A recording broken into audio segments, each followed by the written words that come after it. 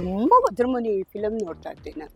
ಒಬ್ರು ಆ ಥರ ವಿಲನ್ ಬರಲಿ, ಒಬ್ರು ಈಗ ಸಾಧ್ಯನೇ ಇಲ್ಲ. ಇಲ್ಲ ನಾನು ಒಂದು ಹೀರೋಯಿನ್ ಆಗೋಣ ಅಂತ ಬರೋರ್ಗೆ ಅದಕ್ಕೆ ರೆಡಿ ಆಗಿ ಬಂದ್ಬಿಡ್ಬೇಕು ಮನಸ್ಥಿತಿ ಚೇಂಜ್ ಅಷ್ಟೇ ಲೈಫ್ ಹಾಡೋ. ಒಂದು ಸಿನಿಮಾದಲ್ಲಿ ಕಾಣಿಸ್ತಾರ, ಆಮೇಲೆ ಪತ್ತೆನೇ ಇರಲ್ಲ. ಇದಿಲ್ಲ ಅಂತಂದ್ರೆ ನಾನು ಬೆಳೆಯಕ್ಕಾಗಲ್ವಾ? ತುಂಬ ಚೆನ್ನಾಗಿದ್ರಂತೂ ವಿತೌಟ್ ಇದು ಬೆಳೆಯೋಕ್ಕಾಗತ್ತೆ. ಕರ್ನಾಟಕದ ಕನ್ನಡದ ಹುಡುಗಿರು ಅಷ್ಟೊಂದು ಹೋಗಲ್ಲ ಬಿಡಿ. ಈಗಲೂ ಅವ್ರಿಗೆ ನಾಚಿಕೆ, ಮಾನ, ಮರ್ಯಾದೆ, ಭಯ ಅನ್ನೋದು ಇದ್ದೇ. ಇನ್ನೂ ಒಳ್ಳೆ ಒಳ್ಳೆ ಒಳ್ಳೆ ಒಳ್ಳೆ ಒಳ್ಳೆ ಕ್ಯಾರೆಕ್ಟರ್ ಮಾಡಬೇಕು ಅಂತ ನಂಗೆ ತುಂಬ ಆಸೆ ಇದೆ. ಆದರೆ ನಮ್ಮ ಆಸೆಗೆಲ್ಲ ತುಂಬ ತಣ್ಣೀರು ಏರಿಸ್ತಾ ಇದ್ದಾರೆ. ಅಂದ್ರೆ ನೀವು ಅವಾಗ್ಲೇ ಡಿಸೈಡ್ ಮಾಡ್ಬಿಟ್ಟಿದ್ರ ಇಲ್ಲ ನಾನು ಮದುವೆ ಆಗ್ಬಾರ್ದು ಅಂತ? ಇಲ್ಲ ಪೋಸ್ಟ್ಪೋನ್ ಏನಾದ್ರು ಮಾಡಿದ್ರೆ ಏನಾದ್ರು ಸಾಧನೆ ಮಾಡಾದ್ಮೇಲೆ ಆಗ್ಬೇಕು? ಇಲ್ಲ, ಆ್ಯಕ್ಚುಲಿ ಏನಾಯ್ತು, ಇನ್ನೊಂದು ಇನ್ಸಿಡೆಂಟ್ ಏನಾಯ್ತು ಅಂದರೆ, ಆ್ಯಕ್ಚುಲಿ ಮದುವೆ ಎಲ್ಲ ರೆಡಿ ಇತ್ತು. ಬಟ್ ನಮ್ಮಮ್ಮ ಹಾಸ್ಪಿಟ್ಲಿಗೆ ಸೇರಿಬಿಟ್ಟು. ಯಾಕಂದರೆ ನನಗೆ ಇವತ್ತು ನಾನು ಇಷ್ಟು ಮುಂದುವರಿಯೋಕ್ಕೆ ಮತ್ತು ನಾನಿಷ್ಟು ಬೆಳೆಯೋಕ್ಕೆ ಕಾರಣ ನಮ್ಮಮ್ಮ. ಪಾಪ ಪ್ರತಿಯೊಂದು ನಾಟಕಕ್ಕೆ ಬರೋರು, ಪ್ರತಿಯೊಂದು ನಾಟಕಕ್ಕೆ ಬಂದು ಕೂತ್ಕೊಳ್ಳೋರು, ನಾನು ಎಲ್ಲೇ ಹೋದರೂ ನನಗೆ ಸಪೋರ್ಟ್ ಮಾಡೋರು. ಏನು ಹೇಳೋರು, ನೀನು ಎಲ್ಲರೂ ಹೋಗು, ಏನಾದರೂ ಮಾಡು, 9 ಗಂಟೆ ಒಳಗೆ ಕರೆಕ್ಟಾಗಿ ಬಾ, ಕೆಟ್ಟ ಹೆಸರು ತರಬೇಡ ನನಗೆ. ಪಾಪ ಅಷ್ಟು ಇವತ್ತು ಅವ್ರು ಇಲ್ವಲ್ಲ ಅಂತ ನಂಗೆ ತುಂಬ ಅವ್ರಿಗೆ ಹಾರ್ಟ್ ಅಟ್ಯಾಕ್ ಆಗಿ ಹಾಸ್ಪಿಟ್ಲಿಗೆ ಸೇರಿಬಿಟ್ಟಿದ್ರು. ಆವಾಗ ಮತ್ತೆ ನನಗೆ ಆವಾಗ ಒಂದು 30 ಏನೋ ಇತ್ತು ಅಷ್ಟು. ರಂಗಭೂಮಿಲಿ ಆವಾಗ ಅಷ್ಟೊತ್ತಿಗಾಗಲೇ ರಂಗಭೂಮಿಲಿ ನಾಟಕ ಅದೆಲ್ಲ ಮಾಡ್ತಾಯಿದ್ದೆ. ನಾಟಕಗಳು, ಪೌರಾಣಿಕ ನಾಟಕಗಳು ಅದೆಲ್ಲ ಮಾಡ್ತಾಯಿದ್ದೆ. ನನ್ನ ಇಂಟ್ರೊಡ್ಯೂಸ್ ಮಾಡಿಸಿದ್ರೆ ನಾಗೇಂದ್ರ ಶಾ ಅಂತಿದ್ದಾರಲ್ಲ ಅವರು. ಫಸ್ಟು ಯಾವುದೋ ಆಗ DD1 ಬರ್ತಾಯಿತ್ತು, ಮೈಸೂರು ಪಾಕ್ ಅಂತಲೇ ಏನೋ ಬರ್ತಾಯಿತ್ತು, ಅದು ಫಸ್ಟು. ಬಟ್ ಆ ಕ್ಯಾಮ್ರಾದು ಇದೆಲ್ಲ ಬಿಟ್ಟಾಗ ಹಿಂಗೆ ಕಣ್ಣು ಮುಚ್ಕೊಂಡು ಕೂತ್ಕೊಂಡ್ಬಿಟ್ಟಿದ್ದೆ. ಲಲಿತಮ್ಮ ನಿನಗೆ ಲೈಟ್ ಹಾಕಿರೋದು ನಿದ್ದೆ ಮಾಡಬೇಡ, ಕಣ್ತೆಗಿ ಅಂತ ಇದ್ರು. ಅಷ್ಟು ಆ ಸೀನ್ ಇವತ್ತಿಗೂ ನೆನೆಸ್ಕೊಂಡು ನನಗೆ ನಗು ಬರುತ್ತೆ. ಅವರು ಇಂಟ್ರೊಡ್ಯೂಸ್ ಮಾಡಿಸಿದ್ದು. ಫಿಲಮ್ ಫೀಲ್ಡ್ಗೆ ಇಂಟ್ರೊಡ್ಯೂಸ್ ಮಾಡಿಸಿದ್ರು ಅಮರ್ ಅಂತ ಒಬ್ಬರಿದ್ರು. ಊರ್ವಶಿ ಅನ್ನೋ ಒಂದು ಫಿಲಮಲ್ಲಿ ಮಾಡಿದ್ದೆ, ನಿಖಿಲ್ ಅಂತ ಒಬ್ಬರಿದ್ರು ಆರ್ಟಿಸ್ಟು. ಪಾಪ ಈಗ ಅವರು ಯಾರು ಜ್ಞಾಪಕ ಇಲ್ಲ ಯಾರಿಗೂ. ಬಟ್ ಒಳ್ಳೆ ಮನುಷ್ಯ, ಮಾಡಿ ಶ್ರುತಿ ಜೊತೆ ಮಾಡಿದ್ದು. ಬಟ್ ಅದೇನು ಅಂಥ ರೆಕಗ್ನೈಸ್ ಕ್ಯಾರೆಕ್ಟರ್ ಅಲ್ಲ. ಯಾವಾಗ ಸುಂಟ್ರು ಗಾಳಿಗೆ ದುನಿಯಾ ಸೂರಿ ಅವ್ರು ನನಗೆ ರೆಫರ್ ಮಾಡಿದ್ದು, ಆಗ ನನಗೆ ತುಂಬ ಒಳ್ಳೆಯ ಹೆಸರು ಬಂತು. ಈ ಮಂಡ್ಯ ಕಡೆ ಆ ಕಡೆ ಎಲ್ಲ ಹೋದೆ, ಸುಂಟ್ರು ಗಾಳಿ ಬಂತಪ್ಪ, ಸೌತೆಕಾಯಿ ಕೊಡು, ಮಾವಿನಕಾಯಿ ಕೊಡು, ಯಾವುದು ಬೇಡಪ್ಪ, ನೀವು ವ್ಯಾಪಾರ ಮಾಡ್ಕೊಂಡು ಆರಾಮಾಗಿ ಅಂದರೆ ಏನು ಗೊತ್ತಾ, ರೆಕಗ್ನೈಸ್ ಮಾಡ್ತಾರಲ್ಲ, ಅದೊಂದು ಖುಷಿ ನನಗೆ. ಯಾವ ಟೈಟ್ಲು ಬೇಡ, ಯಾವ ಇದು ಬೇಡ. 4 ಜನ ನನ್ನ ಗುರ್ತಿಸಿ ಕರೆದು ಒಂದು ಕಾಫಿ ಕರಿತಾರೆ, ಒಂದು ಟೀ ಕರಿತಾರೆ, ಎಲ್ಲೋ ಒಂದು ಕಡೆ ಸನ್ಮಾನ ಮಾಡ್ತಾರೆ. ಅದು ನನಗೆ ತುಂಬ ಏನಂದರೆ, ನಟ ಭಯಂಕರಿ ವಜ್ರಮುನಿ ಅಂತಾರೆ, ನಟ ಭಯಂಕರಿ ವಜ್ರಮುನಿ ಅಂತಾರೆ. ಅದಕ್ಕೆ ಹೇಳಿದೆ, ಅಷ್ಟು ದೊಡ್ಡವ್ರಿಗೆಲ್ಲ ಹೋಲಿಸ್ಬಿಡ್ರಪ್ಪ, ಅದ್ರಲ್ಲಿ ಕಾಲು ಭಾಗನೂ ಇಲ್ಲ. ಅಂದರೆ ಜಾಸ್ತಿ ಅವರ ಕ್ಯಾರೆಕ್ಟ್ರನ್ನೇ ನಾನು ನೋಡ್ತಾ ಇದ್ದೆ. ಯಾಕೆಂದರೆ ಆ ಬೆಂಕಿ ಉಂಡೆ ಅಂತ ಕಣ್ಣಲ್ಲೇ ಆ್ಯಕ್ಟ್ ಮಾಡ್ತಾ ಇದ್ರಲ್ಲ, ಅದು ನನಗೆ ಹೆಚ್ಚು ಇನ್ಸ್ಪಿರೇಷನ್ ಕೊಡ್ತು. ಸಖತ್ ಅವ್ರ ಡೈಲಾಗ್ ಡೆಲಿವರಿ ಹೇಗಿದೆ ಏನು ನೋಡಿ, ಅವ್ರ ಕೈಯೆಲ್ಲ ಏನು ಜಾಸ್ತಿ ಅಲ್ಲಾಡ್ಸೋದು, ಹಿಂಗೆ ಯಾಕೋ ಅದು ಮಾಡ್ತಾ ಇದ್ರಲ್ಲ, ಅದೇ ನನಗೆ ಇನ್ಸ್ಪಿರೇಷನ್. ತುಂಬ ವಜ್ರಮುನಿ ಫಿಲಮ್ ನೋಡ್ತಾ ಇದ್ದೆ ನಾನು. ಎಂಥ ಒಳ್ಳೆ ಮನುಷ್ಯ, ಎಂಥ ಒಳ್ಳೆ ಆ್ಯಕ್ಟಿಂಗ್. ಒಬ್ಬರು ಆ ಥರ ವಿಲನ್ ಬರಲಿ, ಒಬ್ಬರು ಈಗ ಸಾಧ್ಯನೇ ಇಲ್ಲ, ಆಗೋದು ಇಲ್ಲ. ಆಮೇಲೆ ನೀವು ಹೇಳಿದ್ರಿ ಅಮ್ಮಂಗೆ ಹುಷಾರಿರ್ಲಿಲ್ಲ, ಸೊ ಆ ಟೈಮ್. ಹೌದು, ಆ ಟೈಮಲ್ಲಿ. ಆಮೇಲೆ ಇನ್ನೊಂದು ಕೇಳ್ತೀನಿ, ಇದಕ್ಕೆ ಚಿತ್ರರಂಗಕ್ಕೆ ಬಂದಾಗ, ಈಗ ಮದುವೆ ಆಗಿಲ್ಲ ಅಂತ ಅಂದಾಗ ಕೆಲವು ನೋಡುವಂತ ದೃಷ್ಟಿ ಆಗಿರ್ಬೋದು, ಸಮಥಿಂಗ್ ಈ ತರ ಎಲ್ಲ ಆದಾಗ ಯಾವ ತರ ಟ್ರೀಟ್ಮೆಂಟ್ ಇರ್ತಾ ಇತ್ತು ಸ್ಟಾರ್ಟಿಂಗ್ ಇನಿಷಿಯಲ್ ಡೇಸ್ ಅಲ್ಲಿ? ಇಲ್ಲ, ಆ ಥರ ನಾನು ಯಾರು ಆ ಥರ ದೃಷ್ಟಿಯಿಂದ ನಾನು ಯಾರೂ ನೋಡಲಿಲ್ಲ ಬಿಡಿ. ಯಾಕಂದರೆ ಆವಾಗಲೂ ಇದೇ ರೂಪ ಇತ್ತು. ತುಂಬ ಸುಂದರವಾಗಿದ್ದರೆ ಏನಾರು ಹೆಚ್ಚು ಕಮ್ಮಿ ಆಗ್ತಾ ಇತ್ತೋ ಏನೋ. ನಾವು ಅಷ್ಟೊಂದು ಸುಂದರವಾಗಿಲ್ದೇ ಹುಟ್ಟಿರೋದ್ರಿಂದ ನಮಗೆ ಸೇಫ್ ಆಗಿ ಬಂದಿದ್ದೀನಿ ಇಷ್ಟು ವರ್ಷ. ಅಂದರೆ ಒಂದು ಸತಿ ಮಾತ್ರ ಏನಾಯಿತು, ಯಾವುದೋ ಒಂದು ಫಿಲಮ್ಗೆ ಬ್ಲೌಸ್ ಏನೋ ಅಳತೆ ಕೊಡಬೇಕಾಗಿತ್ತು. ಆವಾಗ ಅವ್ರು ಹೇಳಿದ್ರು, ಬಾಮ್ಮ ಬ್ಲೌಸ್ ಅಳ್ತದು. ಅದೆಲ್ಲ no chance at all. Blouse ಕೊಡ್ತೀನಿ, ಹೊಲ್ದಿಡ್ಬೇಕಷ್ಟೆ. ಅಳತೆ ಗಿಳತೆ ಕೊಡೋಕ್ಕೆ ಅದೆಲ್ಲ ನಾನು ಬರೋದೇ ಇಲ್ಲ. ನಿನ್ನ ಬ್ಲೌಸು ಬೇಡ, ನಿನ್ಗೆ ಯಾವುದು ಬೇಡ ಅಂತ ಹೇಳಿದೆ. ಅದೊಂದೇ ಇನ್ಸಿಡೆಂಟ್. ಬೇರೆ ಏನಿಲ್ಲ. ಯಾಕಂದ್ರೆ ನಾನು ನಿಮ್ಗೆ ಹೇಳಿದ್ನಲ್ಲ, ನಿಮ್ಮಂಗೆ ನಾನು ಸುಂದರವಾಗಿರ್ಲಿಲ್ಲ. ಅಯ್ಯೋ, ನಮ್ಮ ಯಶವಂತಂಗೂ ನಾವಿರ್ಲಿಲ್ಲ, ಹಿಂಗೆ ಇದ್ವಿ. ಅದು ಸ್ವಲ್ಪ ಸಣ್ಣ ವಯಸ್ಸು, ಇದು ಸ್ವಲ್ಪ ವಯಸ್ಸಾಗಿದೆ, ಅಷ್ಟೇ ವ್ಯತ್ಯಾಸ. ಓಕೆ, ಈ ಸುಂಟ್ರಗಾಳಿ ಸಿನಿಮಾ ಸಿಕ್ಕ ಒಂದು ಒಳ್ಳೆ ರೆಕಗ್ನೈಸೇಷನ್ ಅಂದ್ರೆ ಅವತ್ತು ದರ್ಶನ್ ಸರ್ ಒಟ್ಟಿಗೆ ಆಕ್ಟ್ ಮಾಡಿದ್ದ ಒಂದು ದಿನಗಳೆಲ್ಲ ಹಿಂಗಿತ್ತು ಆ ಇಲ್ಲ, time ಅಲ್ಲಿ? ತುಂಬ ಚೆನ್ನಾಗಿತ್ತು ಅವಾಗ. ದರ್ಶನ್ ಸರ್ ತುಂಬ ಚೆನ್ನಾಗಿದ್ರು. ನಾ ಹೇಳ್ತೀನಿ ಕೇಳಿ, ಎಲ್ಲರ ಜೊತೆ ಒಟ್ಟಿಗೆ ಕಾಲ ಕಳ್ಕೊಂಡು, ಎಲ್ಲರ ಜೊತೆ ಅವರ ಪರ್ಸ್ನಲ್ ಮ್ಯಾನೇಜರ್ ಒಬ್ರಿದ್ರು, ಅವ್ರಿಗೆ ರೇಗಿಸ್ಕೊಂಡು ತುಂಬ ಚೆನ್ನಾಗಿದ್ರು. ನನಗೆ ಫಸ್ಟ್ ಫಿಲಮ್ ಅಲ್ವಾ ಅವ್ರ ಜೊತೆ, ಅಷ್ಟೊತ್ತಾಗಲೇ ಅವ್ರು ದೊಡ್ಡ ಸ್ಟಾರು. ಹ್ಮ್. ನನ್ಗೆ ಭಯ ಭಯ ಭಯ ಆಗ್ತಾಯಿತ್ತು.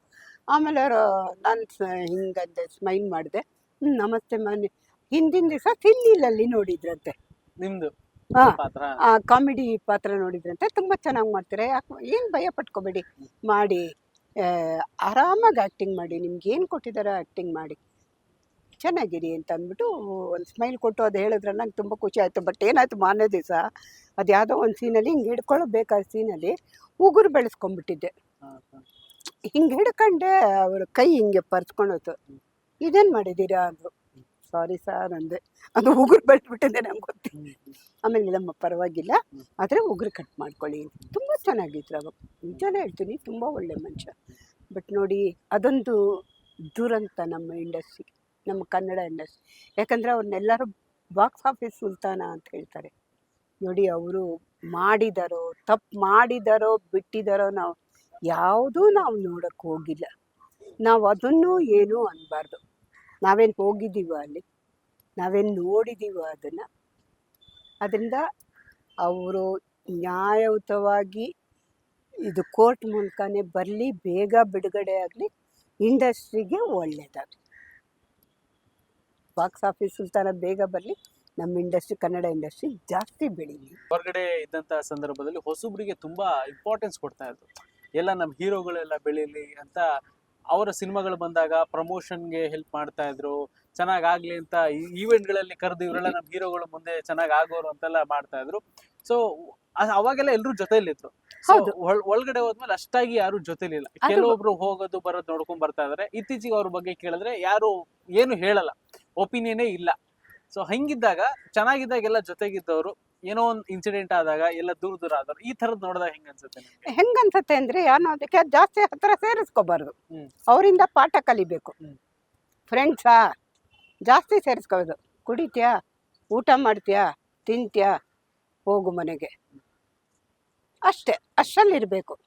ಬರ್ತೀಯಾ, ತುಂಬ ಆ ಥರ ಹಚ್ಕೊಂಡು ಪಾಪ ಅವ್ರಿಗೋಸ್ಕರ ಎಲ್ಲ ಕೋಟ್ಯಾನ್ಗಟ್ಲೆ ಖರ್ಚು ಮಾಡಿಕೊಂಡು, ಇವಾಗ ನೋಡಿ ಆ ಮನುಷ್ಯನ ನೋಡೋಕೆ ಒಬ್ಬರು ಹೋಗಲ್ವ, ಎಷ್ಟು ಬೇಜಾರು ಅನ್ಸುತ್ತಲ್ವ.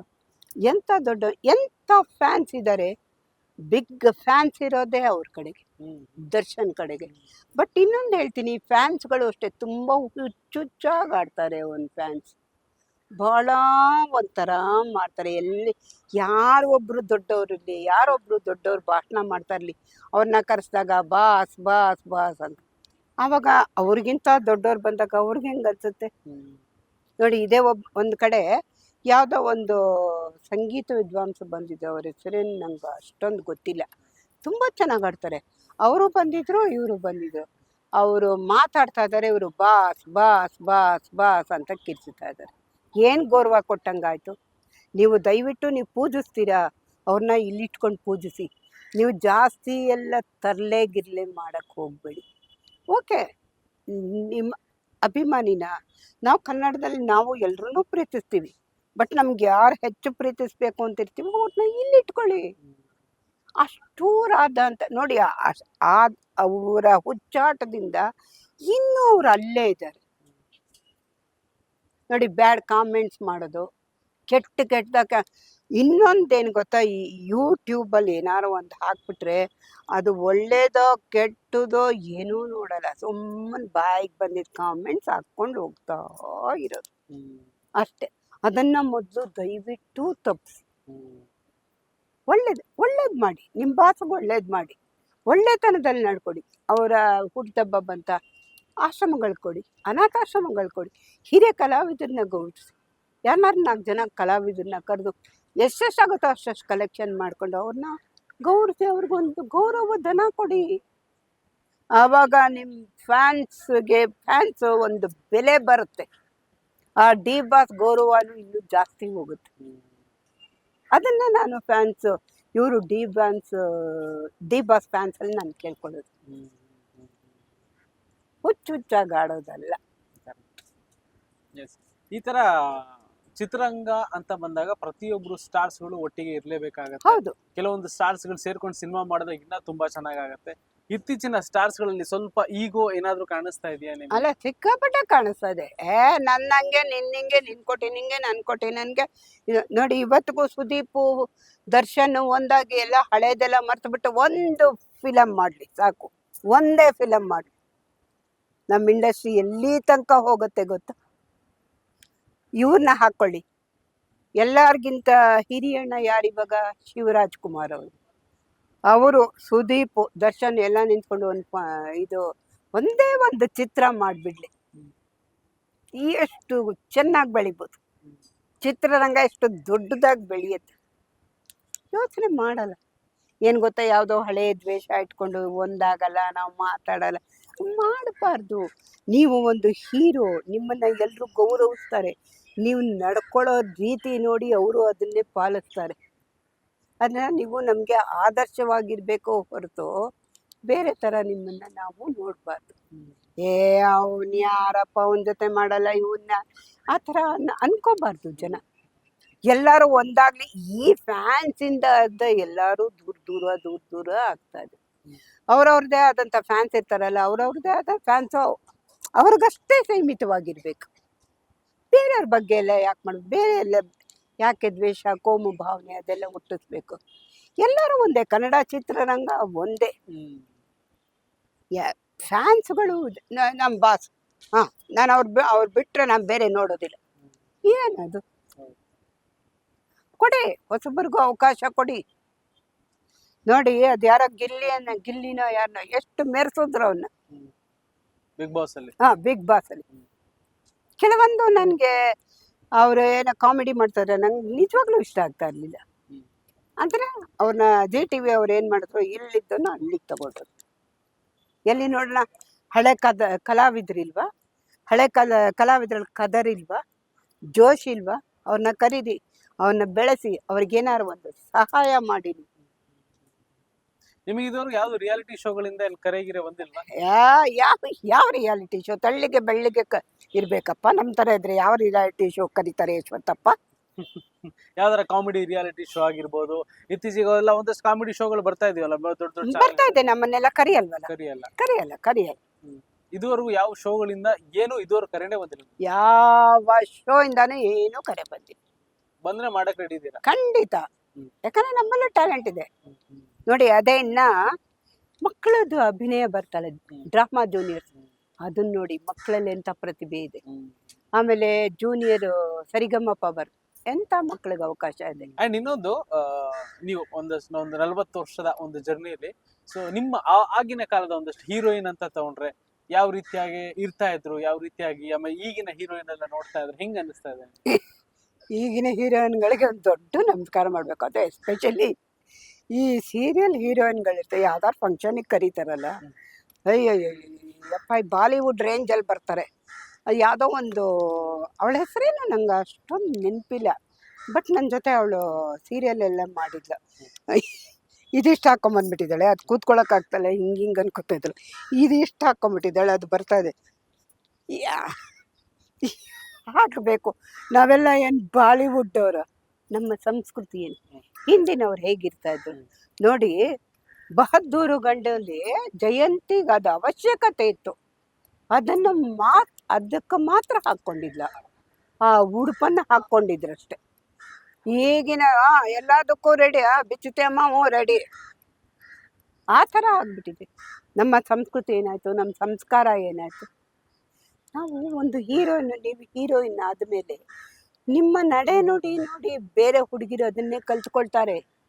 ನಿಮ್ಮ ನಡೆ ನುಡಿ ಚೆನ್ನಾಗಿರ್ಬೇಕು. ಬನ್ನಿ, ಲಕ್ಷಣವಾಗಿ ನೀವು ತೋರಿಸ್ಬೇಕಾ? ಒಂದಿಷ್ಟು ತೋರಿಸ್ಕೊಳ್ಳಿ ಸಾಕು. ಎಷ್ಟು ಅಷ್ಟು ತೋರಿಸ್ಕೊಳ್ಳಿ. ಪೂರ್ತಿ ತೋರಿಸ್ಕೊಂಡ್ಬಿಡ್ತೀನಿ ಅಂದರೆ ಏನು ಬೆಲೆ ಇರುತ್ತೆ ನಿಮಗೆ? ನಮ್ಮ ಫ್ರೀಡಮ್, ನಾವು ಯಾವ ತರ ಬೇಕಾದ್ರೂ ಡ್ರೆಸ್ ಹಾಕ್ತೀವಿ, ನೋಡೋ ರೀತಿ ಕರೆಕ್ಟ್ ಆಗಿರಬೇಕು.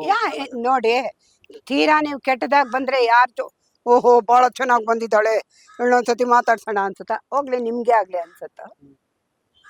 ನಿಮ್ಮನ್ನೇ ಒಂದು ಕ್ವಶನ್ ಕೇಳ್ತೀನಿ. ಯಾರೋ ಯಾರೋ ಒಬ್ಳು ಇಷ್ಟ ಹಾಕೊಂಬಂದಿರ್ತಾಳೆ, ನಿಮ್ಮ ಎದುರು ಕೂತಿರ್ತಾಳೆ, ಭಾಳ ಚೆನ್ನಾಗಿ ಬಂದಿದ್ದಾಳೆ ಇವಳು, ಏನಮ್ಮ ಅಂತ ಮಾತಾಡಿಸ್ತೀರಾ? ಏನು ಮಾಡ್ತೀರಾ? ಅಟ್ಲೀಸ್ಟ್ ಒಂದು ಫೋಟೋ ತೆಗೆಸ್ಕೊಳ್ತೀರಾ. ಯಾಕೆಂದ್ರೆ ಇದು ಫೇಸ್ಬುಕ್ಕಲ್ಲಿ ಅದೆಲ್ಲ ಹೋಗ್ಲಿ ವ್ಯೂಸ್ Instagram ಜಾಸ್ತಿ ಆಗಲಿ ಅಂತ ಹೇಳ್ಬಿಟ್ಟು ತೋರಿಸ್ಕೊಳ್ತೀರಾ? ಮರ್ಯಾದೆ ಕೊಡೋಕ್ಕೆ ಸಾಧ್ಯನಾ? ಇತ್ತೀಚೆಗೆ ಒಬ್ರು ಪೋಸ್ಟ್ ಕೂಡ ಮಾಡಿದ್ರು, ಒಬ್ರು ನಟಿ ಪೋಸ್ಟ್ ಮಾಡಿದ್ರು. ನಾವು ಕೆಲವೊಮ್ಮೆ ಹಿಂಗ್ ಹೋಗ್ತಾ ಇರ್ತೀವಿ, ಹೊರಗಡೆ ಹೋಗ್ತಾ ಇರ್ತೀವಿ.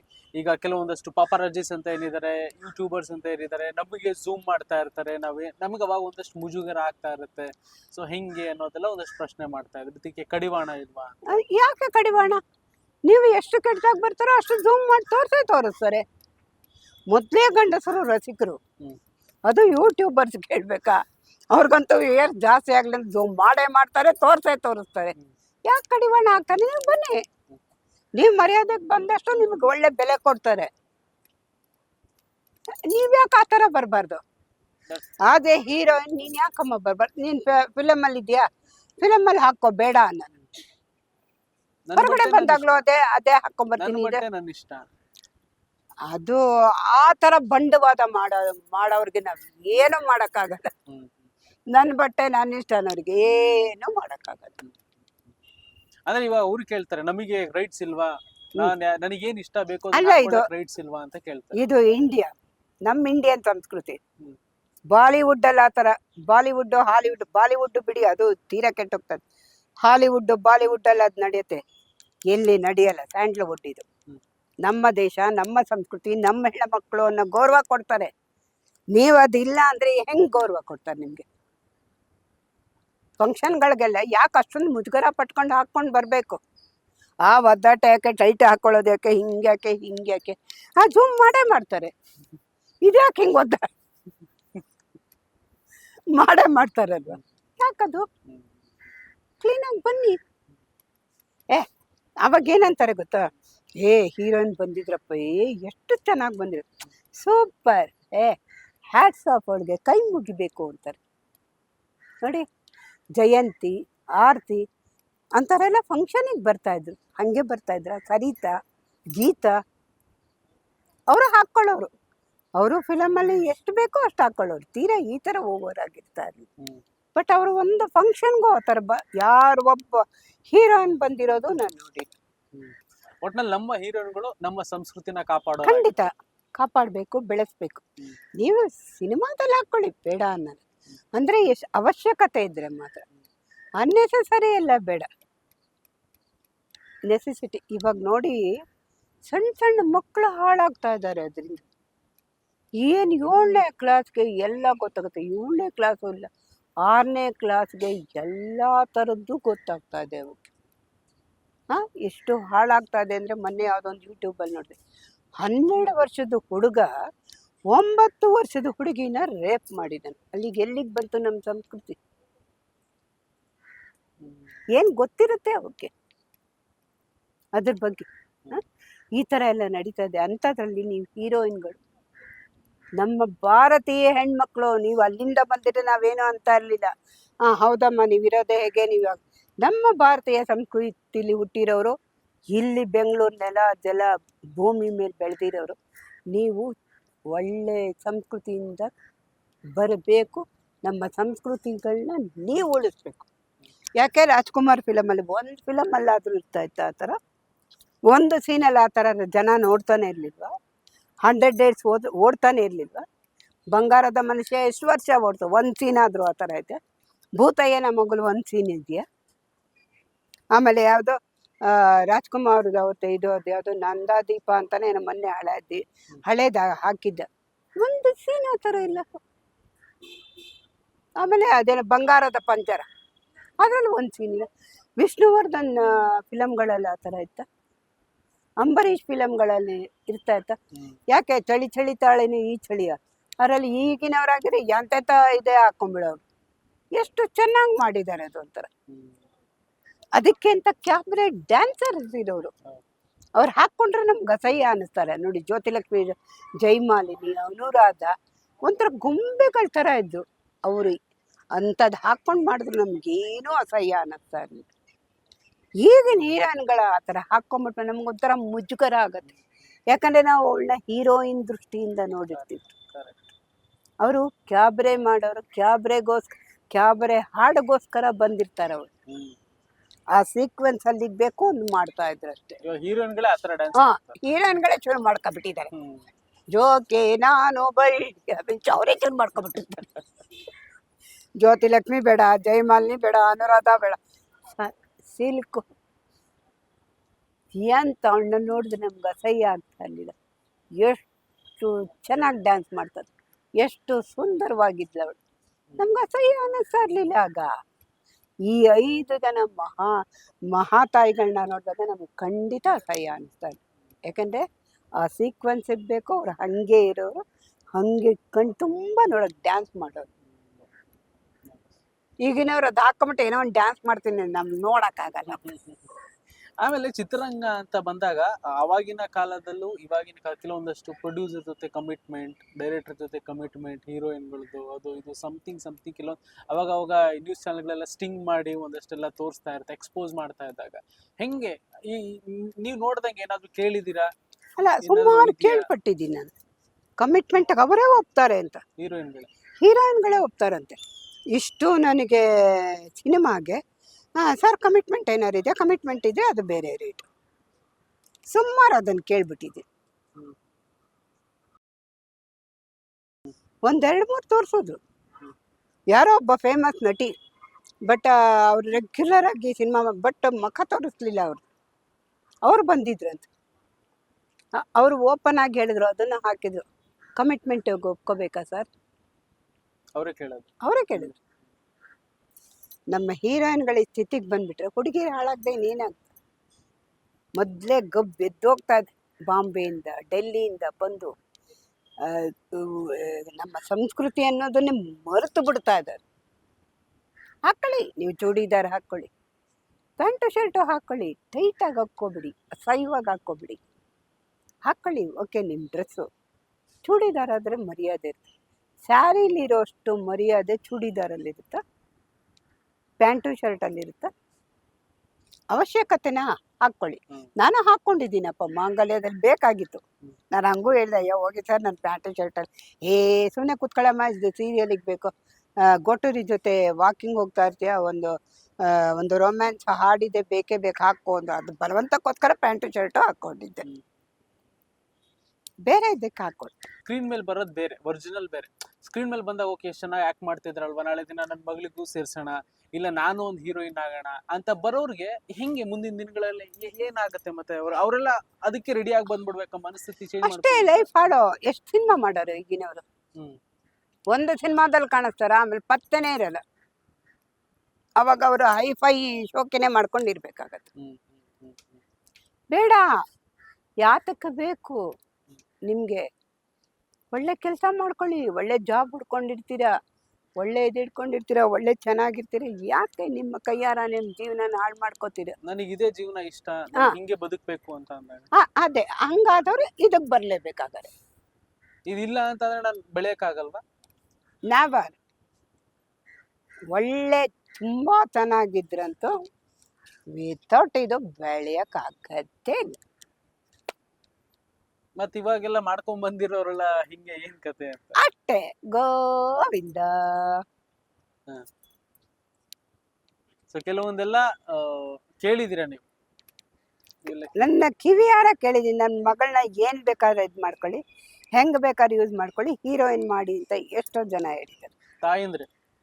ತಾಯಂದ್ರು ಕರ್ಕೊಂಬರ್ತಾರೆ. ಏನ್ ಹೇಳ್ತೀರಿ ಅದಕ್ಕೆ? ಅವಾಗ ನಿಮ್ ಕಣ್ಣು ಎಷ್ಟು ಕೆಂಪಗಾಗತ್ತ? ಕೆಂಪಗಾಗದಲ್ಲಿ ಅಂದ್ರೆ ನೋಡೋದ್ ಬುಳ್ಳ ಅನ್ನೋದು ಸಿಟ್ಟು ಬರುತ್ತೆ. ಬಟ್ ನಾವೇನು ಮಾಡೋ ಹಂಗಿಲ್ವಲ್ಲ, ನಾವೇನು ಹೇಳೋ ಹಂಗಿಲ್ವ. ಯಾಕಂದ್ರೆ ತಾಯಂದ್ರೆ ರೆಡಿ ಆಗಿರ್ಬೇಕಾದ್ರೆ ನಾವ್ ಯಾರಿಗೇನ್ ಹೇಳೋದು? ನಾವ್ ಅವ್ರಿಗೆ ಬುದ್ಧಿ ಹೇಳಕ್ಕಾಗತ್ತ? ಅಲ್ಲ, ಈಗ ತಾಯಿಯೇ ಮೊದಲ ದೇವರು, ತಾಯಿಯೇ ಮೊದಲ ಗುರು ಅಂತೆಲ್ಲ ಹೇಳ್ತಾರೆ. ಹಂಗಿದ್ದಾಗ ಅದು ಅಂದ ಕಾಲದಲ್ಲಿ ಆ ಕಾಲಕ್ಕೆ ಸರಿ ಹೋಯ್ತು. ಈಗ ತಾಯಿ ತಂದೆ ಮಾತು ಯಾರು ಕೇಳಲ್ಲ. ಯಾರು ಕೇಳ್ತಾರೆ? ಈಗಿನ ಮಕ್ಳು ಯಾರು ಕೇಳ್ತಾರೆ? ಏನಾರು ಒಂದು ಹೇಳ್ಬಿಡಿ, ಏನಾರು ಇದು ಮಾಡಿ ಹೋಗಿ ನೇಣು ಹಾಕೋತಾರೆ, ಇಲ್ಲ ವಿಷ ಕುಡಿತಾರೆ, ಪ್ರಾಣ ಬಿಡ್ತಾರೆ. ಆ ಥರ ಬಂದಿದೆ ಈಗಿನವ್ರಿಗೆ. ಏನು ಹೇಳಕ್ ಸಾಧ್ಯ? ಏನು ಬೆಳ್ಸಕ್ ಮಕ್ಕಳ ಕೈಗೆ ಯಾತಕ್ಕೆ ಮೊಬೈಲ್ಗಳು ಚಿಕ್ಕನಿಂದ ಯಾಕೆ ಮೊಬೈಲ್ ಕೊಡ್ತೀರಾ? ನೋಡಿ, ಯಾವಾಗ ಕೋವಿಡ್ ಬಂತು ಅವಾಗ ಆನ್ಲೈನ್ ಶುರುವಾಯ್ತು, ಅವಾಗಿಂದ ತೀರಾ ಹಾಳಾಗೋದ್ರು ಮಕ್ಳು. ಏನ್ ನೋಡ್ತಾ ಇದ್ರು ಏನೂ ಗೊತ್ತಿಲ್ಲ. ಏನ್ ನೋಡ್ತಾ ಇದ್ರು ಯಾರಿಗ್ ಗೊತ್ತು? ಅವ್ರೇನು ಹೋಗಿ ಚೆಕ್ ಮಾಡೋದು? ಏನು ಚೆಕ್ ಮಾಡ್ತಾ ಇರ್ಲಿಲ್ಲ. ಅವ್ರು ನೋಡಿದ್ದೆ, ಅವ್ರು ಆಡಿದ್ದೆ ಆಟ, ಅವ್ರು ಆಡಿದ್ದೆ ಪಾಠ. ಹಂಗಾಗಿ ಎಲ್ಲ ಯಾವ್ದು ಸರಿ ಇಲ್ಲ. ಯಾವುದು ಸರಿ. ನಮ್ಮ ಸಂಸ್ಕೃತಿ ಇಳಿಬೇಕಾದ್ರೆ ನಮ್ಮ ಹೆಣ್ಣು ಮಕ್ಕಳ ಕೈಲಿದೆ. ನಮ್ಮ ಕರ್ನಾಟಕದ ಕನ್ನಡದ ಹುಡುಗಿರು ಅಷ್ಟೊಂದು ಹೋಗಲ್ಲ ಬಿಡಿ. ಈಗಲೂ ಅವ್ರಿಗೆ ನಾಚಿಕೆ, ಮಾನ, ಮರ್ಯಾದೆ, ಭಯ ಅನ್ನೋದು ಇದ್ದೇ ಇದೆ. ಈ ಔಟ್ಸೈಡ್ ಇಂದ ಬಂದಿರ್ತಾರಲ್ಲ, ಎಲ್ಲ ಬಿಟ್ಕೊತಿದ್ರು. ಏನ್ ಮಾಡ್ತೀರಾ? ಏನು ಮಾಡಕ್ಕಾಗಲ್ಲ. ಕಾಲಾಯ ತಸ್ಮೈ ನಮಃ. ಮತ್ತೆ ಮುಂದಿನ ದಿನಗಳಲ್ಲಿ ಹೆಂಗ, ಮುಂದಿನ 10 ವರ್ಷ ಆದ್ಮೇಲೆ ನಾವು ಹೆಂಗ್ ನೋಡ್ಬೋದು ಇಂಡಸ್ಟ್ರಿನ?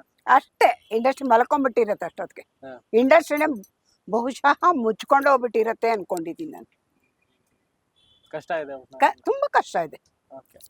ಯಾಕೆ ಈಗಾಗ್ಲೇ ಎಷ್ಟು ಇದು ಥಿಯೇಟರ್ಗಳು ಮುಚ್ಚಿಬಿಟ್ಟಿದ್ದಾರೆ. ಮಾಲ್ಗಳಲ್ಲಿ ರೇಟ್ ಜಾಸ್ತಿ, ಮಾಲ್ಗಳಲ್ಲಿ ಹೋಗೋದಿಲ್ಲ. ಎಷ್ಟು ಥಿಯೇಟರ್ ಮುಚ್ಚಿದೆ ನೋಡಿ. ನಮ್ಮ ಬಾಸ್ ಅವರು ದರ್ಶನ್ ಅವರು ಏನಾರು ಪಾಪ ದೇವ್ರ ದಯೆಯಿಂದ ಹೊರಗೆ ಬರಲಿ, ದೇವರಾಣೆಗೂ ಬೇಡ್ಕೊಳ್ಳೋದೆ. ಯಾಕಂದ್ರೆ ಎಲ್ಲಾ ಪಾಪ ನಾಯಕ ನಟರು ಒಂದೇ, ನಟಿಯರು ಒಂದೇ, ಬೇಗ ಬರಲಿ, ನಮ್ಮ ಇಂಡಸ್ಟ್ರಿ ಬೆಳೀಲಿ ಅಂತ ನಾವು. ಅವರು ಬಂದರೆ ಏನಾದರೂ ಒಂದು ಸ್ವಲ್ಪ ಬೆಳಿಬಹುದು. ಮತ್ತು ಹೊಸಬ್ರಿಗೆ ಏನು ಹೇಳ್ತೀನಿ, ಒಳ್ಳೆ ಕಂಟೆಂಟ್ ತೊಗೊಂಬನ್ನಿ, ಒಳ್ಳೆ ಮ್ಯೂಸಿಕ್ ತೊಗೊಂಬನ್ನಿ. ಹೊಸಬ್ರಿಗೆ ಅವಕಾಶ ಕೊಡಿ, ನೀವು ಹಳಬರಿಗೆ ಅವಕಾಶ ಕೊಡಬೇಡಿ. ಯಾಕಂದರೆ ಜಾಸ್ತಿ ಕೇಳ್ತಾರೆ, ನಿಮ್ಮ ಕೈಲಿ ಕೊಡೋಕ್ಕಾಗಲ್ಲ, ಎಲ್ಲ ಓಕೆ. ಬಟ್ ನೀಟಾಗಿ ಮಾಡಿ, ನೀಟಾಗಿ ಕತೆ. 1-2 ದಿವಸ ಓಡಲ್ಲ, 1-4 ದಿವಸ ಓಡಿರಲ್ಲ, ಪಿಕ್ಚರ್ ಆಗಲೇ ತೆಗೆದೇ ಬಿಟ್ಟಿರ್ತಾವೆ. ಪ್ರೊಡ್ಯೂಸರ್ಗೆ ಎಷ್ಟು ಲಾಭ ಆಗತ್ತೆ ಅವಾಗ? ಪಾಪ ಎಲ್ಲ ಇದು ತಿರುಪತಿಗೆ ಹೋಗ್ಬಿಟ್ಟು ಬಂದ್ಬಿಡ್ಬೇಕು, ಎಲ್ಲ ಬೋಳಿಸ್ಕೊಂಡ್ಬಿಟ್ಟಿರ್ತಾನೆ. ಗೋವಿಂದ ನಿನ್ನ ಪಾದವೇ ಗತಿ ಅಂತ ಹೇಳ್ಬಿಟ್ಟು ಹೋಗ್ಬಿಟ್ಟು ಮನೇಲಿ ವಾಪಸ್ ಬಂದು ಕೂತ್ಕೋಬೇಕು. ಅದರ ದಯವಿಟ್ಟು ಅದಕ್ಕೆ ಆ ನಿರ್ಮಾಪಕರನ್ನ ಹಾಳು ಮಾಡಬೇಡಿ. ಒಳ್ಳೆ ಕಂಟೆಂಟ್ ಇಟ್ಕೊಳ್ಳಿ, ಒಳ್ಳೆ ಫಿಲಮ್ ಮಾಡಿ. ಈಗ ನೀವು ಮುಂದಿನ ದಿನಗಳಲ್ಲಿ ಹೆಂಗೆ ಈಗ ಸಿನಿಮಾಗಳು ಮಾಡಬೇಕು ಅಂತ ಅನ್ಕೊಂಡಿದ್ದೀರಾ? ಏನಿದೆ ನಿಮ್ಮ ಯೋಜನೆ, ಏನಿದೆ? ಖಂಡಿತ ಸಿನಿಮಾಗಳು ಮಾಡ್ಬೇಕಂದ್ರೆ ನನಗೆ ಇನ್ನೂ, ಯಾಕಂದರೆ ಕ್ಯಾರೆಕ್ಟರ್ಗಳು ಬಹಳಷ್ಟು ಮಾಡಬೇಕು ಅಂತ ತುಂಬ ಆಸೆ ಇದೆ. ಸೀರಿಯಲಲ್ಲಾಗಲಿ, ಸಿನಿಮಾದಲ್ಲಾಗಲಿ ಇನ್ನೂ ಒಳ್ಳೆ ಒಳ್ಳೆ ಒಳ್ಳೆ ಒಳ್ಳೆ ಒಳ್ಳೆ ಕ್ಯಾರೆಕ್ಟರ್ ಮಾಡಬೇಕು ಅಂತ ನನಗೆ ತುಂಬ ಆಸೆ ಇದೆ. ಆದರೆ ನಮ್ಮ ಆಸೆಗೆಲ್ಲ ತುಂಬ ತಣ್ಣೀರು ಏರಿಸ್ತಾ ಇದ್ದಾರೆ. ಏಕೆಂದರೆ ಹೊಸಬ್ರು, ಎಲ್ಲದಕ್ಕೂ ಹೊಸಬ್ರು. ಅವ್ರಿಗೆ ಆ್ಯಕ್ಟಿಂಗ್ ಬರುತ್ತೋ ಬಿಡುತ್ತೋ, ಅವಕ್ಕೆ ಏನು ಗಂಧ ಗಾಳಿ ಏನೋ ಗೊತ್ತಿಲ್ಲದೆ, ನೀ ಬಾಮ್ಮ 1-2-3 ವೈಟ್ ಇದು ಪೇಂಟ್ ಹಚ್ಕೊಂಡ್ಬಿಡಮ್ಮ ಸಾಕು, ನೀನೇ ಇದು ಆ ಥರ ಮಾಡ್ತಾರೆ. ನಾವೆಲ್ಲಿ ಹೋಗೋಣ? ನಮ್ಮ ಆಸೆ ಎಲ್ಲಿ ನೆರವೇರುತ್ತೆ? ಬಟ್ ಈಗಿನ ಕಾಲದಲ್ಲಂತೂ ಇದನ್ನಂತೂ ನಂಬ್ಕೊಂಡು ಬದುಕಕ್ಕಾಗ್ತಾ ಇಲ್ಲ. ಇಷ್ಟು ವರ್ಷದ ಅನುಭವದಲ್ಲಿ ಯಾವ್ದಾರ ಒಂದು ಕೆಟ್ಟ ಎಕ್ಸ್ಪೀರಿಯನ್ಸ್ ಆಗಿದೆ ನಿಮ್ಮ ಲೈಫಲ್ಲಿ? ಕೆಟ್ಟ ಎಕ್ಸ್ಪೀರಿಯನ್ಸ್ ಯಾವುದೂ ಆಗಿಲ್ಲ. ಇದು ಯಾವ್ದು ಮಾಡ್ತಾ ಇದ್ದೆ, ರಂಗೋಲಿ ಮಾಡ್ತಾ ಇದ್ದೆ, ಸೀರಿಯಲ್. ರಂಗೋಲಿ ಸೀರಿಯಲ್ ಮಾಡ್ತಾ ಇದ್ದೆ. ಅಲ್ಲಿಗೆ ಒಬ್ಬ ಪ್ರಸಾದ್ ಅನ್ನೋನು ಊಟ ಬಡಿಸೋನಿದ್ದ. ಅವನಿಗೆ ನಾನೇನು ಅಂತ ಗೊತ್ತಿರಲಿಲ್ಲ. ಅದು ಯಾರೋ ಒಬ್ಳು ಬಂದಿದ್ಲು, ಅವಳಿಗೋಸ್ಕರ ಅವ್ರು ಬರ್ತಾ ಇದ್ದಾರೆ, ಟೀ ಕುಡ್ದವರು, ತಿಂಡಿ ತಿಂದವರು ಎಲ್ಲ ಹೊರಗೋಗಿ ಅಂತಂದ. ನಾನು ಸುಮ್ಮನೆ ಅಲ್ಲೇ ಕೂತಿದ್ದೆ. ನಾನು ಕೇಳಿಸ್ಕೊಳ್ದೆ ಇರೋರ ಥರ ಸುಮ್ಮನೆ ಕೂತಿದ್ದೆ. ನಿಮಗೆ ಹೇಳ್ತಾ ಇರೋದು ಅಂತಂದ ಅಷ್ಟೇ. ಪಾಪ ಅಲ್ಲಿ ಇವ್ರು ಬಂದಿದ್ದಾರೆ, ಆ ಮೇನ್ ಕ್ಯಾರೆಕ್ಟರ್ ಸಿರಿ ಅಂತ ಬಂದಿದ್ದಾರೆ. ಅವ್ರ ಅಪ್ಪ ಕೇಳ್ತಾ ಇದ್ದಾರೆ, ಪೂರಿ ಇದ್ರೆ ಕೊಡು ಅಂತ. ಪೂರಿ ಇತ್ತು, ಅವತ್ತು ಅವನು ಕೊಡಲಿಲ್ಲ. ನಂಗೆ ಅದ್ರ ಸಿಟ್ಟು ಬೇರೆ ಇತ್ತು. ಆಮೇಲೆ ಎದ್ದೋಗಿಮ್ಮ ಟೀ ಎಲ್ಲ. ಏನು ಅನ್ಕೊಂಡ್ಬಿಟ್ಟಿದೆ ನಮ್ಮ ಮಗನೇ ನೀನು? ಕೆಲಸ ನಿಂದು ಊಟ ಬಡಿಸೋದು ಅಷ್ಟೇ ಕೆಲಸ. ಮಾನ ಮರ್ಯಾದೆ ಎತ್ತಾಕ್ಬಿಡ್ತೀನಿ ನಿನ್ನ, ಇಲ್ಲ ಹೊಡೆದು ಬಿಡ್ತೀನಿ ನಿನಗೆ. ಏನಿದೆಯೋ ಅದನ್ನು ನೋಡ್ಕೊಂಡು ಹೋಗು. ಜೋರಾಗಿ ಗಲಾಟೆ ಶುರು ಮಾಡಿದೆ. ಪ್ರೊಡ್ಯೂಸರ್ಸ್ ಎಲ್ಲ ಬಂದರು. ಏನಮ್ಮ ಯಾಕಮ್ಮ ಲಲಿತಾ ಅಂದರು. ನೋಡಿ ಸರ್, ಈ ಥರ ಹೇಳ್ತಾ ಇದ್ದಾನೆ, ಅವನಿಗೆ ಸ್ವಲ್ಪ ಹೇಳಿ ಅಂತ. ಯಾಕೋ ಏನಂತ ತಿಳ್ಕೊಂಡಿದ್ದೀವಿ ಅವ್ರನ್ನ? ನಿನ್ಗೆ ಯಾಕೋ? ಅವ್ರು ಅಲ್ಲೇನಾರ ಕೂತ್ಕೊಳ್ಳಿ, ಎಲ್ಲಾರ ಕೂತ್ಕೊಳ್ಳಿ, ನಿನಗೇನಾಗಬೇಕಾಗಿದೆ ಅದನ್ನು ಕಟ್ಕೊಂಡು. ಬೇರೆಯವ್ರು ಬರ್ತಾರೆ, ಜಾಗ ಇಲ್ವಾ, ಅಲ್ಲಿ ಕೂರಿಸಿ ಕೊಡು ಅಂತ. ಆಮೇಲೆ ಮಾರನೇ ದಿವಸದಿಂದ ನಾನು ಹೋದ ತಕ್ಷಣ, ಮೇಡಮ್ ಪೂರಿ ಬೇಕಾ? ಅತಿ ವಿನಯ ಚೋರ ಲಕ್ಷಣ, ಏನು ಬೇಡ, ನಾನೇ ಹಾಕೋತೀನಿ, ಹೋಗಿ ಮರ್ಯಾದೆ ಹೋಗಿ ಮುಚ್ಕೊಂಡು ಅಲ್ಲಿ ಕೂತ್ಕೊ ಅಂತ ಇದ್ದೆ. ಆವತ್ತು ಅದೊಂದು ಕೆಟ್ಟ ಇನ್ಸಿಡೆಂಟ್ ನಡೀತು ಹೊತ್ತು ಇನ್ಯಾವುದೂ ಇಲ್ಲ. ಒಂದ್ ಆಮೇಲೆ ಒಳ್ಳೆ ಸಿಹಿ ಘಟನೆ ಅಂತಂದ್ರೆ ಅದು. ಸಿಹಿ ಘಟನೆ ಅಂದರೆ ಅದೇ ಸುಂಟ್ರು ಗಾಳಿದೆ ತುಂಬ ಚೆನ್ನಾಗಿತ್ತು. ಒಂದು ವಾರ ಇದ್ವಿ ಹೈದ್ರಾಬಾದಲ್ಲಿ. ಒಳ್ಳೆ ಊಟ ಸಿಗ್ತಾ ಇತ್ತು. ಏನು ಪಪ್ಪು, ಅದೇನು ಉಪ್ಪಿನಕಾಯಿ, ಆ ತವ್ವೆ ಅದೆಲ್ಲ ಚೆನ್ನಾಗಿ ತಿಂದು ಹೊಟ್ಟೆ ಕೆಡಿಸ್ಕೊಂಡು ಬೆಂಗಳೂರಿಗೆ ಬಂದು ಚೆನ್ನಾಗಿ ಆರೋಗ್ಯ ಕೆಟ್ಟದ್ದು. ದಿನಾ ಪಪ್ಪು ತಿನ್ನು, ದಿನಾ ಏನೋ ಅದು ಗುಂಟೂರು ಅದೇನೋ ಗುಂಟೂರು ಚಟ್ನಿನೋ ಅದೇನೆ ಚೆನ್ನಾಗಿ ತಿಂತದ್ದೆ, ಬಾರಿಸ್ತಾ ಇದ್ದೆ ಅವಾಗ. ಏನು ಆಂಧ್ರ ಊಟ, ಒಂದು ವಾರ ಯಾರಪ್ಪನ ಮನೆದು. ಸಾಕಾಗಿತ್ತು ಆ ಚಟ್ನಿ, ಆ ಉಪ್ಪಿನಕಾಯಿ ಅದೆಲ್ಲ ತುಂಬ ಚೆನ್ನಾಗಿತ್ತು, ಅದು ಚೆನ್ನಾಗಿ ತಿಂತಾ ಇದ್ದೆ. ಆಮೇಲೆ ಅಲ್ಲಿಂದ ಬಂದೆ, ಸ್ವಲ್ಪ ಆರೋಗ್ಯ ಏರುಪೇರಾಯಿತು. ಅದು ತುಂಬ ತುಂಬ ಚೆನ್ನಾಗಿದ್ದು. ಆಮೇಲೆ ಶಿವಣ್ಣ ಅವರು ಒಂದ್ಸತಿ ಏನು ಮಾಡಿದ್ರು, ವಜ್ರಕಾಯದಲ್ಲಿ ಮಾಡ್ತಾ ಇದ್ವಿ, ಗಣೇಶನ ಹಬ್ಬನೋ ಏನೋ ಬರ್ತಾಯಿತ್ತು. ಆವಾಗ ನಾ ಹೇಳಿದೆ, ಅಯ್ಯೋ ನನ್ನ ಕಜಿನ್ಗೆಲ್ಲ ಕೊಡಬೇಕು, ಇದು ಕಾಸು ಕೊಡಬೇಕು. ಯಾಕೆ ಸರ್, ನಾವೇನು ಹೆಣ್ಮಕ್ಳಲ್ವ ಸರ್, ನಾವು ಬಂದಿಲ್ವ ಸರ್, ನಮ್ಗೆ ಎಷ್ಟಾಗುತ್ತೋ ಅಷ್ಟು ಕೊಡಿ ಸರ್ ಅಂತ ನಾನು ಕೇಳಿದೆ. ಹೌದಲ್ವಾ, ಕರೆಕ್ಟು, ನಿಮಗೂ ಕೊಡ್ತೀನಮ್ಮ ಅಂತ. ಲಾಸ್ಟೇ ಹೋಗಬೇಕಾದ್ರೆ ಇಷ್ಟು ಬಂಡಲ್ ಇತ್ತು ಅವ್ರ ಹತ್ರ, ತಗೊಂಡ್ರು. ಆಮೇಲೆ ಹೇಳಿದ, ಕಪ್ಪು ಡ್ರೆಸ್ ಹಾಕ್ಕೊಂಡಿದ್ದಾರಲ್ಲ, ದಪ್ಪಗಿದಾರಲ್ಲ, ಅವ್ರನ್ನ ಕರೀರಿ ಅಂದರು. ಅವ್ರನ್ನ ಕರೀರಿ ಅಂದರು. ನಾವು 7 ಜನ ಇದ್ವಿ. ಅವ್ರು ಯಾರೂ ನನ್ನ ಜೊತೆ ಬರಲಿಲ್ಲ. ನೀನೇ ಹೋಗುಲ್ಲತ್ತಮ್ಮ, ನೀನೇ ತಗೊಂಡು ಬಾ ಅಂತ. ಪಾಪ ಒಂದು 30,000 ಕೊಟ್ಟರು. ಅಷ್ಟು ಜನನೂ ಹಂಚ್ಕೊಂಡ್ವಿ. ಯಾಕಂದರೆ ಪಾಪ ನಮ್ಮ ಜೊತೆ ಅವರು ಇದ್ದವರಲ್ಲ, ಒಬ್ಬಳೇ ತಿನ್ನಬೇಕು ಅಂತ ನನಗೇನು. ಅದೊಂದು ಸಿಹಿ ಘಟನೆ ನಡೀತದೆ. ಒಳ್ಳೆ ನಮಗೆಲ್ಲನೂ ಅವತ್ತು ಹಬ್ಬಕ್ಕೆ ಅಂತ ಅಮೌಂಟ್ ಕೊಟ್ಟು ಶಿವಣ್ಣ. ಸಾಕಷ್ಟು ವಿಚಾರ ಹಂಚ್ಕೊಂಡಿದ್ರಿ, ಮಾತಾಡಿದ್ರಿ. ಕೆಲವೊಂದು ಕೇಳಿ ಬಹಳ ಖುಷಿ ಆಯ್ತು, ಕೆಲವೊಂದು ರಿಯಾಲಿಟಿಗಳು ಕೂಡ ಹೇಳಿದ್ರಿ. ಹೌದು, ನಡೀತಾ ಇರೋದೇನೋ ಅದನ್ನು ನಾನು ಹೇಳಿದ್ದೆ. ಕೊನೆಯದಾಗಿ ಏನು ಹೇಳಕ್ಕೆ ಇಷ್ಟಪಡ್ತೀರಾ? ಏನೂ ಇಲ್ಲ, ದಯವಿಟ್ಟು ಚಿತ್ರರಂಗನ ಉಳಿಸಿ ಬೆಳೆಸಿ. ಆಮೇಲೆ ಕೆಟ್ಟ ಕಾಮೆಂಟ್ಸ್ಗಳು ಮಾಡಬೇಡಿ. ನಾಯಕರಲ್ಲೇ ದ್ವೇಷ ಹುಟ್ಟೋಂಗೆ ಮೆಸೇಜ್ಗಳು ಹಾಕ್ಬೇಡಿ. ಎಲ್ಲ ನಟರಿಗೂ ಗೌರವ ಕೊಡಿ.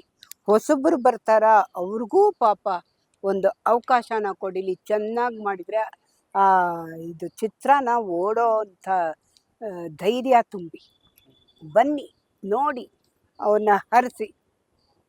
ಇಷ್ಟು ನಾನು ಫಿಲಮ್ ಇಂಡಸ್ಟ್ರಿ ಅವರಿಗೆ ಹೇಳೋದು.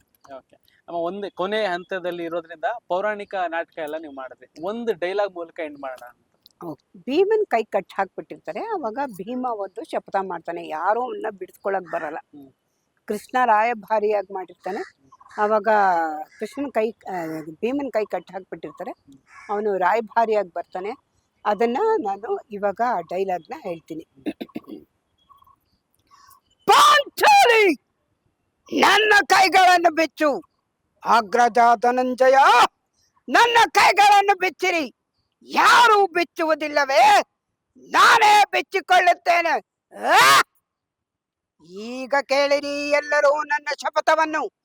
ನಾನು ವಾಯುದೇವನಂಶದಲ್ಲಿ ಜನಿಸಿದ್ದು ನಿಜವೇ ಆಗಿದ್ದ ಪಕ್ಷದಲ್ಲಿ, ಆ ವೀರ ಕುಂತಿ ಮಾತೆಯ ಸ್ತನ್ಯಪಾನ ಮಾಡಿದ್ದು ಸತ್ಯವೇ ಆಗಿದ್ದ ಪಕ್ಷದಲ್ಲಿ, ನಾಳಿನ ಯುದ್ಧದಲ್ಲಿ ಆ ದುರ್ಯೋಧನನು 99 ಮಂದಿ ಕೌರವರನ್ನು ಸಮೂಲವಾಗಿ ನಾಶ ಮಾಡಿ, ಆ ನಂತರ ಆ ದುಶ್ಯಾಸನನ ವಕ್ಷಸ್ಥಳವನ್ನು ಬಗೆದು ಅವನ ಬಿಸಿ ರಕ್ತದಿಂದ ಪಾಂಚಾಲಿಯ ಬಿರುಮಣಿಯನ್ನು ಕಟ್ಟುವೆ. ಆ ನಂತರ ಆ ದರ್ಪಿತ ದುರ್ಯೋಧನನ ತೊಳೆಯನ್ನು ಈ ನನ್ನ ಗದಾದಂಡದಿಂದ ಮುರಿದು ಅವನ ರಾಜ ಕಿರೀಟವನ್ನು ನನ್ನ ಎಡಗಾಲಿನಿಂದ ಬದ್ದು ಪುಡಿ ಪುಡಿ ಮಾಡದೆ ಹೋದರೆ ನನಗತಿ ಭಯಂಕರವಾದ ನರಕವೇ ಪ್ರಾಪ್ತಿಯಾಗಲಿ. ಕೃಷ್ಣ, ಇದಕ್ಕೆ ಈ ನಿನ್ನ ಪಾದವೇ ಸಾಕ್ಷಿ. ಸಖತ್. ಅವಾಗ ತುಂಬಾ ವರ್ಷಗಳ ಹಿಂದೆ ಮಾಡಿರ್ತಾರೆ, ಇವತ್ತು ಹೌದು. ಹೇಳಿದ್ದು ಅದಂತೂ. ಆಮೇಲೆ ಈ ಅಣ್ಣ ಅವ್ರ ಡೈಲಾಗು, ಅದೇ ನಾನು ಅವ್ರ ಕಶ್ಯಪ ಬ್ರಹ್ಮನ ಮಗ. ಸಾಮಾನ್ಯ ಅದನ್ನ ಹೇಳ್ತಾ ಇರ್ತೀನಿ. ಸಾಮಾನ್ಯ ಎಲ್ಲ ಕಡೆ ಕೇಳೋದೇ ಅದು, ಭಕ್ತ ಪ್ರಹ್ಲಾದನ್ ಡೈಲಾಗ್ ಹೇಳಿ ಅಂತ. ಯಾಕಂದ್ರೆ ಅದು ಸ್ವಲ್ಪ ಕಷ್ಟ ಇದೆ. ಅತಳ ವಿತಳ ಸುತಳ ರಥ ತಳ ತಳ ತಳ ಪಾತಾಳ ಗಣ್ಣ ಪಾದ, ಅದು ಹೊರಡೋದೇ ಕಷ್ಟ. ಅದು ಅದನ್ನಂತೂ ಒಂದು 40 ಸತಿ ನೋಡಿ ನಾನು ಅದನ್ನ ಪ್ರಾಕ್ಟೀಸ್ ಮಾಡ್ಕೊಂಡಿದ್ದೆ. ನಿಮ್ಮ ಫಿಲ್ಮಿ ಬೀಟ್ಸ್ಗೆ ಒಳ್ಳೇದಾಗ್ಲಿ. ಇನ್ನೂ ಪಾಪ ಒಳ್ಳೊಳ್ಳೆಯವ್ರು ಇದ್ದಾರೆ. ಅವ್ರನ್ನೆಲ್ಲ ಸಂದರ್ಶನ ಮಾಡಿ ಅವ್ರವ್ರು ಏನು ಮಾಡ್ತಾ ಇದ್ದಾರೆ ನೋಡಿ, ಅವ್ರಿಗೆ ಕೈಲಾದಷ್ಟು ಏನಾದ್ರು ಹೆಲ್ಪ್ ಆಗತ್ತಾ ನಿಮ್ಮ ಫಿಲ್ಮಿ ಬೀಟ್ಸ್ ಕಡೆಯಿಂದ ದಯವಿಟ್ಟು ಮಾಡಿ. ಎಷ್ಟೋ ಜನ ಆರ್ಟಿಸ್ಟು ಪಾಪ ಏನು ಇಲ್ದಂಗಿದ್ದಾರೆ ಪಾಪ. ದಯವಿಟ್ಟು ಅವ್ರಿಗೇನಾರ ಹೆಲ್ಪ್, ತಿಂಗಳ ಒಂದು 5,000ನ ಅವ್ರ ಮೆಡಿಕಲ್ದ ಏನೋ ಒಂದು ಖಂಡಿತ ಮಾಡಿ. Thank you so much. ಸಾಕಷ್ಟು ವಿಚಾರಗಳನ್ನ ಹಂಚಿಕೊಂಡು ಇಷ್ಟೊತ್ತು ಫಿಲ್ಮ್ ಬಿಟ್ಗೆ ಟೈಮ್ ಕೊಟ್ಟು ಮಾತಾಡಿದ್ರೆ thank you. Thank you Yashavantan ಟೀಮ್ಗೆ, ಅವರ ಕ್ಯಾಮ್ರಾಮನ್ಗಳಿಗೂ ತುಂಬ ತುಂಬ ತುಂಬ ಧನ್ಯವಾದಗಳು. Thank you. ಎಸ್, ನೋಡಿದ್ರಲ್ಲ ಈ ಒಂದು ಸಂಚಿಕೆ ಯಾವ ರೀತಿಯಾಗಿ ಇತ್ತು ಅಂತ. ಈ ಎಪಿಸೋಡ್ ನಿಮಗೆ ಇಷ್ಟ ಆಗಿದೆ ಅಂತ ಅನ್ಕೊಳ್ತಾ ನೆಕ್ಸ್ಟ್ ಎಪಿಸೋಡ್ನಲ್ಲಿ ಮತ್ತೆ ಸಿಗ್ತೀನಿ. ನೋಡ್ತಾ ಇರಿ ಫಿಲ್ಮ್ ಬೀಟ್ ಕನ್ನಡ.